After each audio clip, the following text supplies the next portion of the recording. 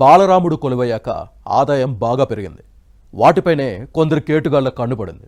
ఎంతో భక్తితో వచ్చే విరాళాలను ఆలయ ఉద్యోగులే పక్కదారి పట్టిస్తున్నారు.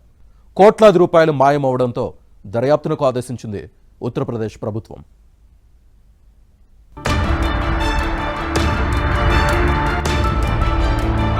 అయోధ్యలో యూపీ ప్రభుత్వం ఇప్పుడు అద్భుతమైన రామాలయాన్ని నిర్మించింది. ఏడాదిన్నర క్రితం దీని ప్రారంభోత్సవానికి ప్రధాని మోదీ సహా స్వామీజీలు, ప్రముఖ నేతలు హాజరయ్యారు. అలాంటి అయోధ్య రామాలయంలో కోట్లాది రూపాయల నిధులు పక్కదారి పడ్డాయి. ఇక్కడ పనిచేసే ఉద్యోగులే ఆ డబ్బును కొట్టేశారు. దీంతో నిజానిజాలను తేల్చేందుకు ప్రత్యేక దర్యాప్తు బృందాన్ని ఏర్పాటు చేసింది ఉత్తరప్రదేశ్ ప్రభుత్వం. 3 సభ్యులతో కూడిన సిట్ బృందం ఆలయంలోని అకౌంట్స్, పరిసరాలను పరిశీలించింది. రామాలయ ప్రతిష్టను దెబ్బతీసే యత్నం జరుగుతోందని, దీంతో పాటు సామాజిక మాధ్యమాల్లో కొనసాగుతున్న దుష్ప్రచారానికి అడ్డుకట్ట వేయాల్సి ఉందని ఆలయ నిర్మాణ కమిటీ తెలిపింది.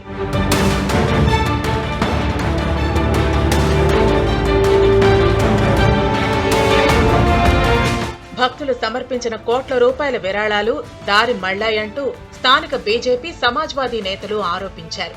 దీంతో 2024 నుంచి అందిన విరాళాల ఆడిట్ను చేపట్టింది.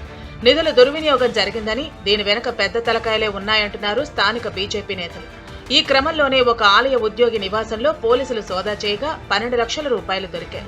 విరాళాల లెక్కింపులో పాల్గొనే సిబ్బందిలో ఒకరు 1.5 కోటి విలువైన భూమి కొన్నారని, ఇంకొకరు 40 లక్షల ఖరీదయ్యే ఫ్లాట్ కొనుగోలు చేశారు.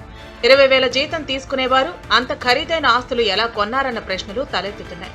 దీంతో వెంటనే దర్యాప్తు ప్రారంభించాలని, దీని వెనక ఎవరున్నా వదలొద్దని ఆదేశించారు యూపీ సీఎం ఆదిత్యనాథ్.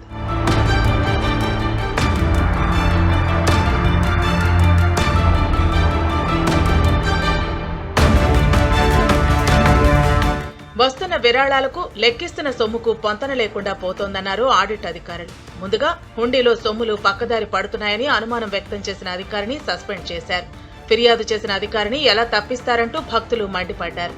ఎంతో కష్టపడి రామాలయం నిర్మించుకుంటే, దేశం మొత్తం విరాళాలు ఇచ్చి రాముడి మీద భక్తి పారవస్యాన్ని నిరూపించుకుంటే ఇలా చేయడాన్ని తట్టుకోలేకపోతున్నారు. ఒకవేళ ఆడిటింగ్ లో వారు అక్రమాలకు పాల్పడ్డట్టు తేలితే కఠిన చర్యలు తీసుకోవాలని భక్తులు కోరుతున్నారు. ఆలయానికి వచ్చిన విరాళాల్లో 5 నుంచి 7.5 కోట్ల వరకు చోరీకి గురయ్యాయని భావిస్తున్నారు. విషయం మరికొన్ని రోజుల్లో తేలిపోనుంది.